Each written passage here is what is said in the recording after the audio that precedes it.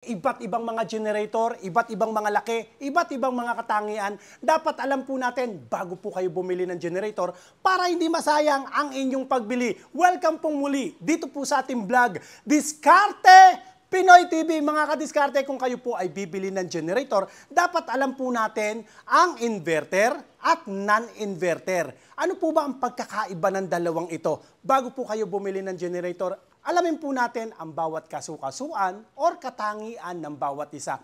Kung kayo po'y nasa residential area o dikit-dikit ang bahay or kayo'y nasa subdivision, wag na wag po kayong bibili ng generator na non-inverter generator. Alam niyo po kung bakit? Una-una, maingay po yan. Baka kung makabili po kayo niyan, hindi niyo magamit dahil magagalit ang kapitbahay natin. Kaya kung bibili po kayo ng generator, dapat po inverter. Dahil ang inverter generator, mas tahimik po siya.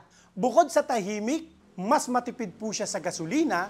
At ang inverter generator, mas stable po ang kanyang kuryente. Kaya saktong-sakto po siya sa mga gadgets o kaya sa mga maseselan po na mga electronic devices.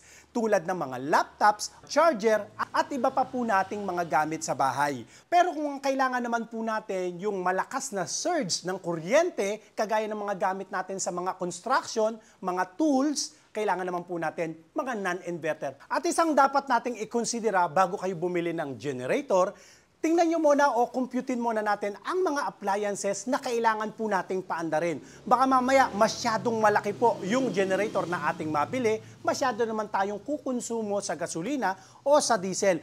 Para lang po yung pagbili po ng damit o sapatos, titingnan nyo muna yung sizes o yung size kung lapat po ba sa atin, para saktong-sakto o fit sa ating pong pangangailangan. Maraming salamat sa inyo mga kadiskarte. Nawa nakatulong po sa atin ang ating pong tips at pakishare nyo naman po ang ating video sa mga kamag-anak o sa mga kakilala po ninyo na sa tingin nyo po may problema sa elektrisidad sa kanilang lugar para hindi masayang po ang kanila pong pagbili. Ingatan nawa po kayong palagi ng Panginoon. God bless po.